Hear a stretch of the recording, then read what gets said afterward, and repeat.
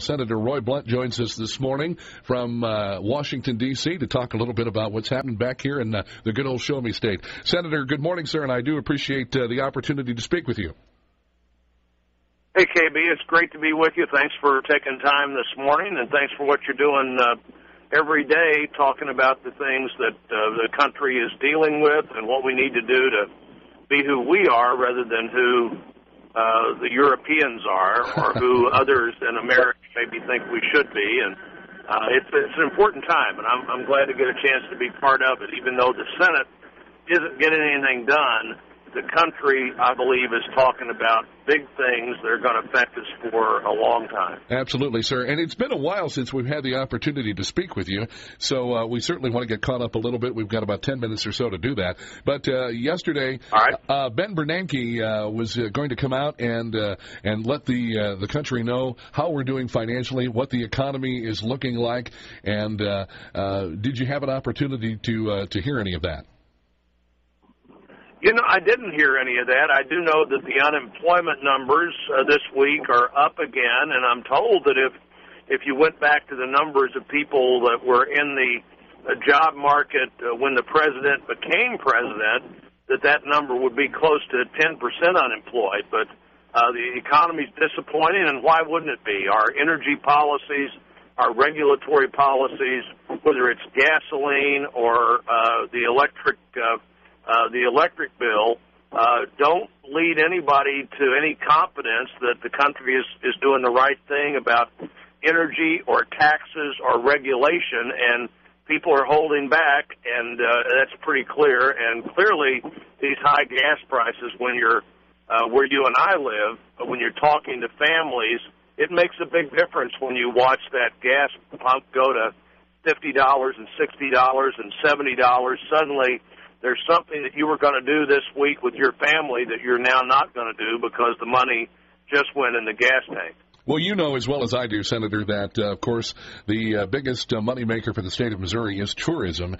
And I know we're getting ready for a big season at the Lake of the Ozarks. But, again, gas prices could kind of put a bit of a crimp in things for a lot of folks. And we look to those folks from St. Louis and Kansas City to travel to the Lake of the Ozarks. But then, of course, we look for folks from all over the Midwest and even from the West Coast or the East Coast to come to the beautiful lake area and enjoy what we have here. What are your thoughts and essentially what are you trying to do in order to get these gas prices back down?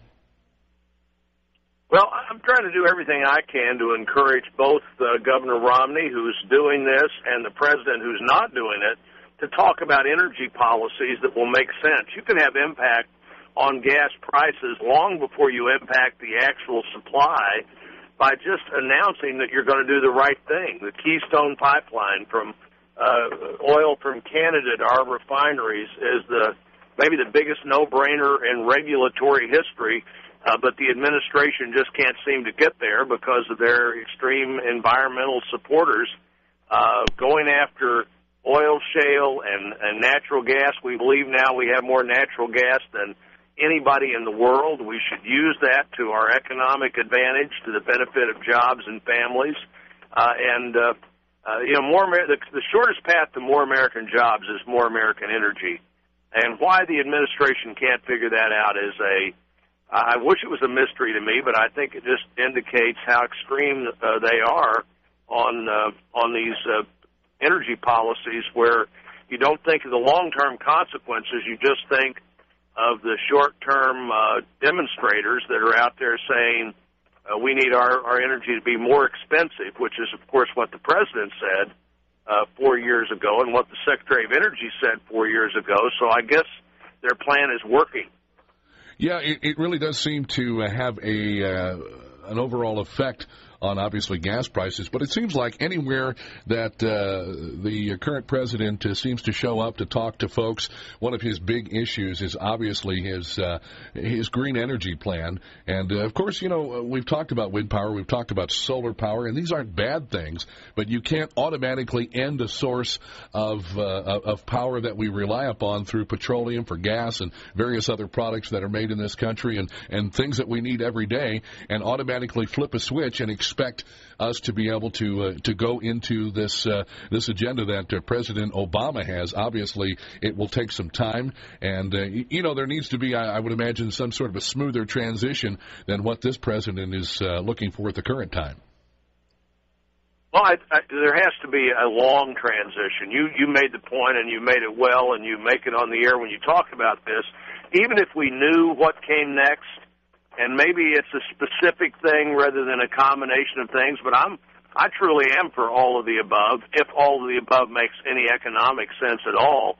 But even if you knew what came next, we'll be putting gasoline in cars for decades. You wouldn't, if you could say, okay, we figured out this new source of how to operate vehicles, and everybody in 2 years, your only option will be that new source, which would mean a new vehicle or modifying your old vehicle.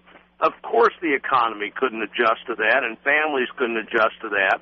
And we need to look at the resources we have and figure out how we use them to our advantage rather than how we worry about the worst thing that could possibly happen, because we're the only country in the world where you look at your resources instead of thinking economic opportunity, you think environmental hazard, and then you go to the extreme, some of our leaders do, and think, okay, what's the worst thing that could possibly happen, and what would happen if that happened every day? And, of course, that's not going to be the case, and if we'd have thought that the last 100 years, KB, we would be nowhere near the country we are today, because we would have lost the moment to be the America that we have become. Absolutely, sir. I'd like to kind of change gears on you a little bit this morning, sir, and talk to you a little bit about your participation and your involvement in the U.S. Senate approving the 21st Century Postal Service Act. Again, this is something that you can relate to because you're from the great state of Missouri. You know a lot about rural areas. How important is this to the country as far as what you think about it? Well, I think that the post office matters. It matters a lot to, particularly in the rural parts of our country. If we eliminated the post office or did things that make it impossible for the post office to truly function, and in the urban areas of America, somebody would step in and for however many cents an envelope would deliver envelopes door to door.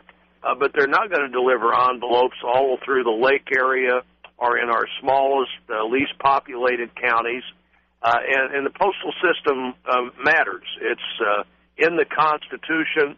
The defending the country, delivering the mail have always been seen as things where the federal government had an obligation, and we need to do that. The bill that the Senate passed yesterday wasn't perfect, but it allows us to now move forward with the House and hopefully do the kinds of things that ensure that rural post offices aren't closed without really thinking through the impact that has on community, looking at all the options.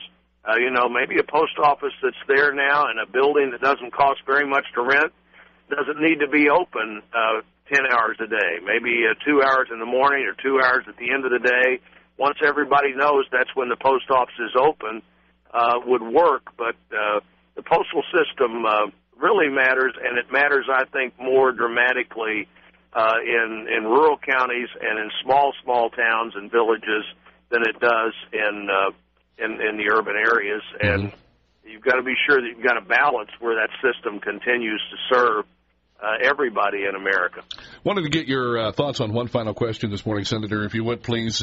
We look to Washington sometimes as a place where maybe they hear our voices but don't really heed what it is that we're talking about. And the reason I bring this up is because, again, one of the major concerns in this country is government spending. There's been rather a whole lot of emphasis and focus put on that with the economy. People feel that folks in Washington need to be as fiscally responsible responsible, as financially responsible as the everyday person. I mean, for example, if I have a credit card, I know that I only have so much in terms of the limit on that particular credit card, and people are looking at Washington, D.C. and saying, you know what, they've got a credit card, but apparently this card has no limit on it, and it's starting to kind of tip the balance a little bit, and could throw this country into quite the catastrophe down the road. Any final thoughts on government spending and what you would like to see in the future?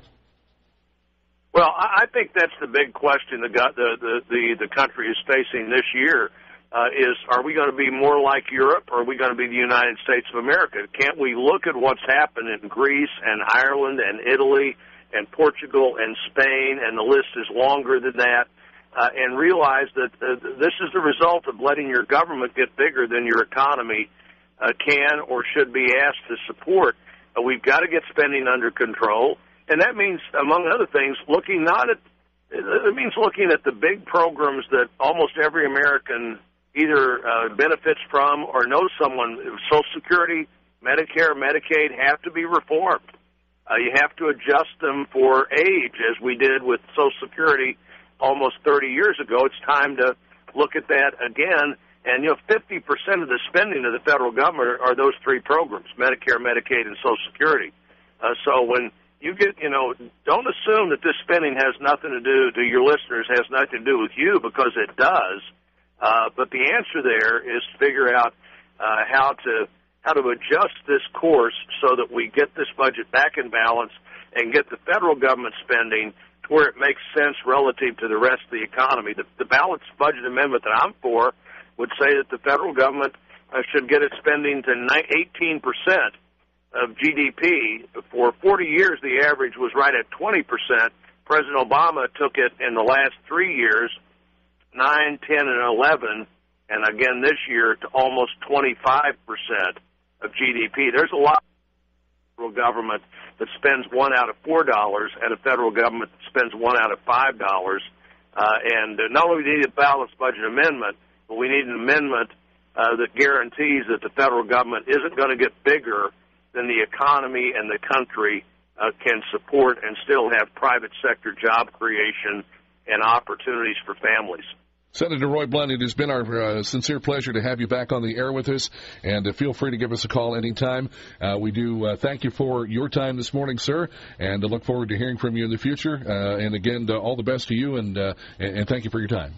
Have a great day, KB. I look forward to talking to you again soon.